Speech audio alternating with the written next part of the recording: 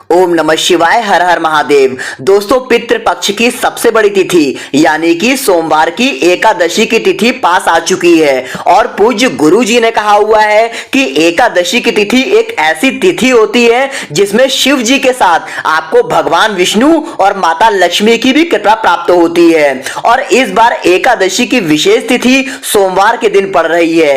इस एकादशी की तिथि के दिन पूज्य गुरु जी ने अपनी शिव महापुराण की कथा में सिर्फ 11 चावल के दानों वाला एक ऐसा विशेष उपाय बताया है जो आपकी 1 2 3 समस्याओं के लिए नहीं है, बल्कि आपके जीवन में चल रही सारी समस्याओं को समाप्त करने के लिए है। अगर आप धन प्राप्ति नहीं कर पा रहे हैं या फिर आप अपने व्यापार को अच्छे से नहीं चला पा रहे हैं या फिर आप नौकरी को प्राप्त नहीं कर पा रहे हैं और अगर आपकी नौकरी लग भी गई है तो आपको इसमें प्रोन्नति इत्यादि आपको नहीं मिल पा रही है या फिर आपके घर में लड़ाई झगड़ा बहुत होता रहता है, आपस में तनाव की स्थिति बहुत रहती है या फिर आपके शरीर में किसी भी प्रकार की कोई बीमारी हो गई है या फिर आपके जीवन में किसी भी प्रकार की कोई समस्या चल रही है, तो पूज्य गुरु जी ने कहा है कि इन सारी समस्याओं के लिए आपको सिर्फ ये एक छोटा सा उपाय इस विशेष तिथि पर जरूर कर लेना चाहिए।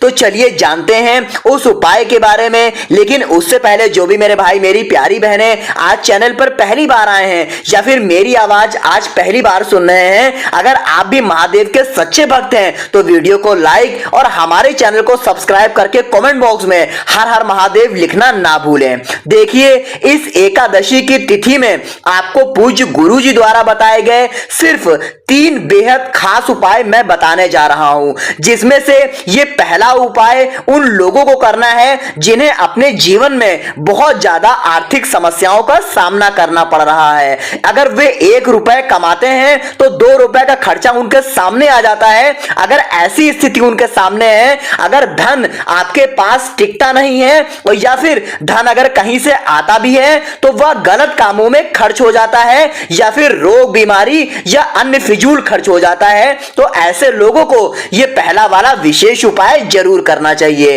इस उपाय को बताने से पहले सामने स्क्रीन पर आपको एक प्रश्न दिखाया जा रहा है। इसमें आपको बताना है कि महादेव के बड़े पुत्र का क्या नाम है, श्री गणेश जी या फिर श्री कार्तिकेय जी। अगर आपको सही उत्तर पता हो तो मुझे मेरे कमेंट बॉक्स में जरूर लिखिएगा। चलिए बात करते हैं पूज्य गुरु जी द्वारा बताए गए अपने पहले खास उपाय के बारे में। इस उपाय के लिए आपको सिर्फ 1 लोटा जल ले लेना है। लोटा आप स्टील का लेंगे, तांबे का या किसी और धातु का लोटा आपको नहीं लेना है। आप सिर्फ स्टील का लोटा लेंगे। यह पूरा लोटा आपको जल से भर लेना है और जल हमेशा की तरह आपको अपने घर के किचन से ही लेना है और साथ ही साथ इसमें आपको 1 चम्मच या फिर आधा चम्मच गाय का कच्चा दूध मिला लेना है। फिर इसी के साथ आपको ले लेना है सिर्फ 11 चावल के दाने।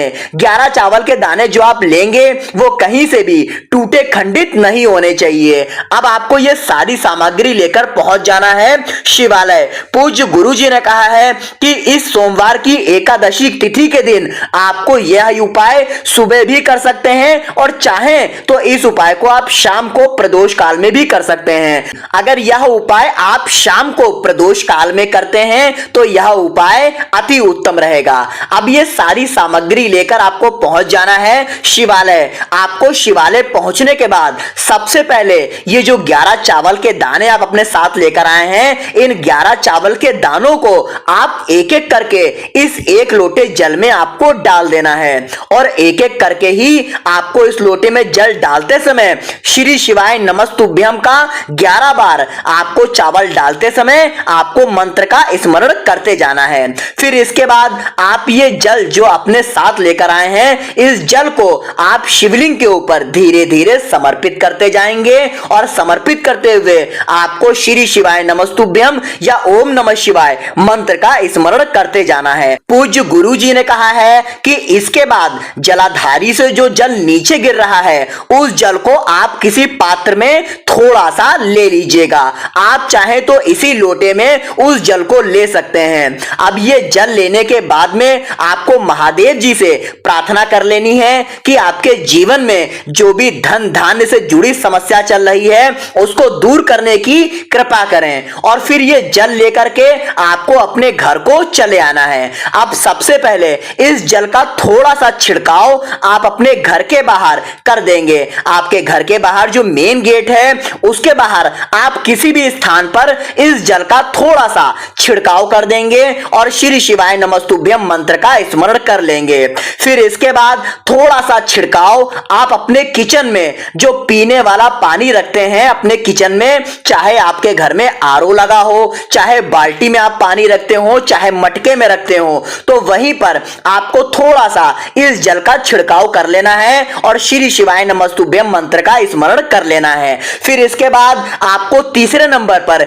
ये थोड़ा सा जल आपको अपने घर की तिजोरी के आसपास कहीं पर भी छिड़क देना है। आप चाहें तो जहां पर आप पैसे रखते हैं उस तिजोरी के ऊपर आसपास अगल बगल में कहीं पर भी थोड़ा सा जल आपको छिड़काव कर देना है और श्री शिवाय नमस्तुभ्यम मंत्र का स्मरण कर लेना है। गुरुजी ने बताया है कि अगर आप इस विशेष एकादशी तिथि के दिन ये विशेष उपाय कर लेते हैं तो हमारे जीवन से धन धान्य की समस्या हमेशा के लिए समाप्त हो जाएगी। अब इसके बाद बात करते हैं पूज्य गुरुजी द्वारा बताए गए अपने दूसरे खास उपाय के बारे में। देखिए, सोमवार एकादशी तिथि में इस उपाय से बेहतर कोई भी उपाय आपके लिए हो ही नहीं सकता।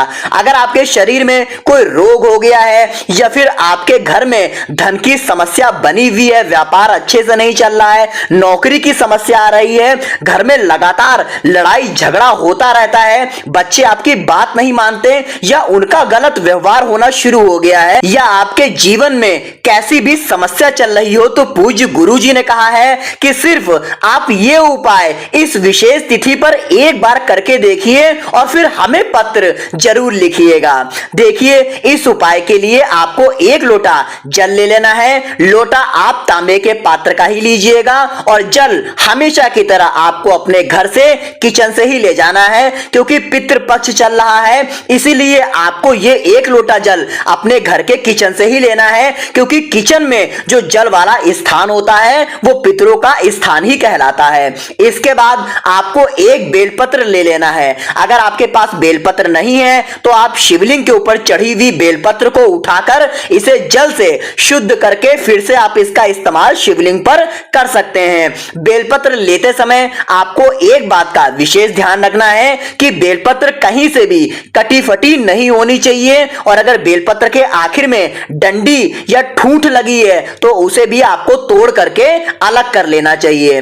अब सिर्फ ये 2 सामग्री लेकर आपको पहुंच जाना है शिवालय। इस सोमवार की एकादशी तिथि में अगर आप यह उपाय सुबह कर सकते हैं तो सुबह कर लें और शाम को करना चाहे तो शाम को कर सकते हैं, लेकिन अगर ये उपाय आप प्रदोष काल के समय यानी कि शाम के समय करते हैं तो आपकी मनोकामना की पूर्ति के लिए यह सबसे उत्तम साबित होगा। देखिए, प्रदोष काल का समय जिन लोगों को नहीं पता है उनको जान लेना चाहिए कि शाम के समय जब सूर्यास्त होता है तो सूर्यास्त होने के समय जो 45 मिनट पहले का समय और सूर्यास्त के बाद का 45 मिनट का समय जो यानी कि घंटे 1.5 घंटे का जो समय होता है यही प्रदोष काल का समय कहलाता है। और अगर इस समय आप ये उपाय करते हैं तो आपके लिए सबसे उत्तम साबित होने वाला है। देखिए, आप शिवालय पहुंचने के बाद आपको एक काम करना है। आप जो एक बेलपत्र अपने साथ लेकर गए हैं उस बेलपत्र को आप सबसे पहले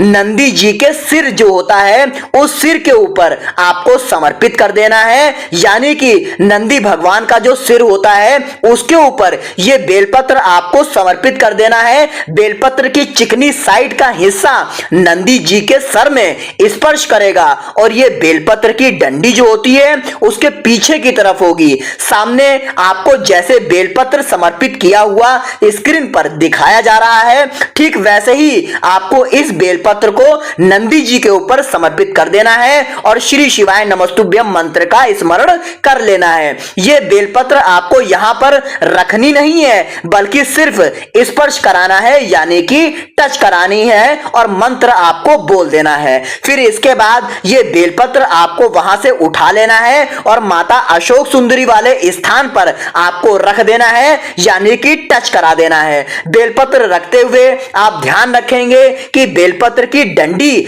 जलाधारी की तरफ रहेगी, यानी कि बाहर की तरफ रहेगी, और बेलपत्र की चिकनी साइड का हिस्सा माता अशोक सुंदरी वाले स्थान पर टच करेगा, जैसा कि सामने आपको वीडियो में दिखाने का प्रयास किया जा रहा है। माता अशोक सुंदरी वाले स्थान पर इस बेलपत्र को टच कराते हुए आप श्री शिवाय नमस्तुभ्यम मंत्र का स्मरण कर लेंगे। फिर इसके बाद आप तीसरे नंबर पर यह बेलपत्र उठाएंगे और शिवलिंग के ऊपर जो जलाधारी लगी रहती है, जिससे एक एक बूंद जल नीचे शिवलिंग पर गिरता है, वहां पर आपको इस बेलपत्र को टच करा देना है, यानी कि स्पर्श करा देना है। अगर जलाधारी ऊपर नहीं है, यानी मटकी ऊपर नहीं है, तो फिर आप सीधे ये बेलपत्र शिवलिंग के ऊपर समर्पित कर देंगे। अगर मटकी या जलाधारी ऊपर है तो आपको वहां पर भी इस बेलपत्र को टच करा देना है। फिर सबसे आखिर में आपको यह बेलपत्र शिवलिंग के ऊपर रख देना है, समर्पित कर देना है। बेलपत्र की चिकनी साइड का हिस्सा शिवलिंग में टच करेगा और बेलपत्र की डंडी का हिस्सा जलाधारी की तरफ रहेगा। बेलपत्र रखते हुए आपके जीवन में जो भी समस्या, जिस भी समस्या के लिए आप ये उपाय कर रहे हैं, उस समस्या को आप दूर करने के लिए अवधूतेश्वर महादेव जी से आपको प्रार्थना कर लेनी है। कौन से महादेव? अवधूतेश्वर महादेव जी से आपको प्रार्थना कर लेना है। उसके बाद आप ये एक लोटा जल जो लेकर गए हैं, उस जल को इसी बेलपत्र के ऊपर आपको धीरे धीरे समर्पित करते जाना है और अवधूतेश्वर महादेव जी के नाम का स्मरण आपको करते जाना है। और जो जलाधारी से जल बह करके नीचे गिर रहा है, उसको आप किसी पात्र में इकट्ठा कर लीजिए और जल लेकर के आपको पहुंच जाना है अपने घर। अब आप अपने घर में जो पीने वाला पानी आपका जहां पर रखा होता है, आपके किचन में, यानी आपका जहां पर आरओ लगा हुआ है, मटकी या बाल्टी रखी हुई है, उसमें जिसमें आप पीने वाला पानी अपना रखते हैं, उस पीने वाले पानी में आपको यह जल मिला देना है और फिर इस पूरे जल को आपको आचमन करना है। अगर आपके बच्चे बिगड़ रहे हैं तो बच्चों को यह जल पिलाना है। अगर आपके जीवन में व्यापार, नौकरी, इन सभी में तरक्की नहीं मिल पा रही है, तो आप इस जल का आचमन करिए। आपको भी धन प्राप्ति से अगर समस्या चल रही है, घर में लड़ाई झगड़ा आपके बहुत हो रहा है, किसी भी प्रकार की अगर समस्या है, तो आप अपने घर के सभी सदस्यों को इस जल को लगातार पीने के लिए कहिए और पीने के साथ साथ आप महादेव जी से प्रार्थना भी करते रहिए। पूज्य गुरु जी ने कहा है कि अगर हम इस सोमवार की एकादशी की तिथि में इस विशेष उपाय को करते हैं तो हमारे जीवन के सारे संकट, सारे कष्ट अवधूतेश्वर महादेव जी की कृपा से बहुत ही जल्द समाप्त हो जाते हैं। तो आपको यह विशेष उपाय सोमवार की एकादशी में करने से बिल्कुल भी नहीं चूकना है। अब इसके बाद बात करते हैं अपने सबसे आखिरी और चमत्कारी उपाय के बारे में, जो सोमवार की एकादशी के दिन आपको सिर्फ 2 इलायची से जरूर करना है, क्योंकि एकादशी का दिन भगवान विष्णु और माता लक्ष्मी जी को समर्पित होता है और इलायची के द्वारा किया गया उपाय माता लक्ष्मी को बहुत ही प्रिय होता है और माता लक्ष्मी भगवान विष्णु की आज्ञा से हमारे जीवन में धन धान्य की वृद्धि करती हैं। देखिए, इस उपाय के लिए आपको सिर्फ 2 हरी इलायची ले लेनी है और साथ ही साथ आपको थोड़ा सा शहद ले लेना है। आप चाहे तो 1 चम्मच शहद ले सकते हैं या आधा चम्मच शहद ले लीजिए। देखिए, 2 इलायची जो आप लेंगे वो हरी इलायची होनी चाहिए, क्योंकि दुकान से जब भी आप इलायची खरीदने जाते हैं तो वो आपको सूखी इलायची दे देता है, क्योंकि दुकान में वो इलायची कई दिनों से रखी रहती है तो वो कुछ पीले रंग की हो जाती है। लेकिन आपको हरी इलायची लेनी है। अब ये 2 हरी इलायची और 1 चम्मच शहद लेकर आपको पहुंच जाना है शिवालय।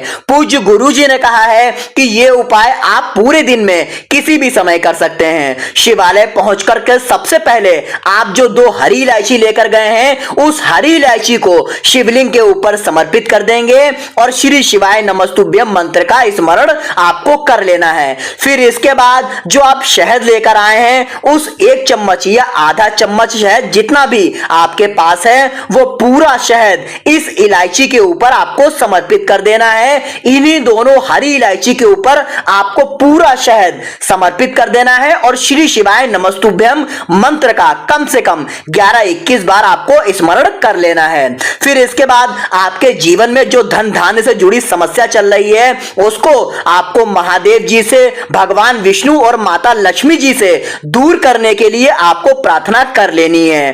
पूज्य गुरु जी ने कहा है कि इलायची के द्वारा माता लक्ष्मी हमसे अति शीघ्र प्रसन्न होती हैं और हमारे जीवन में धन धान्य की समस्या हमेशा के लिए समाप्त हो जाती है और सुख समृद्धि तथा वैभव की प्राप्ति होती है। तो दोस्तों, ये थे पूज्य गुरु जी द्वारा बताए गए 3 बेहद खास और अचूक उपाय जो आपको इस सोमवार की एकादशी पर करने से नहीं चूकना है। अगर आपको दी गई जानकारी अच्छी लगी हो तो वीडियो को लाइक और हमारे चैनल को सब्सक्राइब करके जरूर जाइएगा। मिलते हैं कल एक नई वीडियो में एक नए उपाय के साथ। तब तक के लिए ओम नमः शिवाय, हर हर महादेव।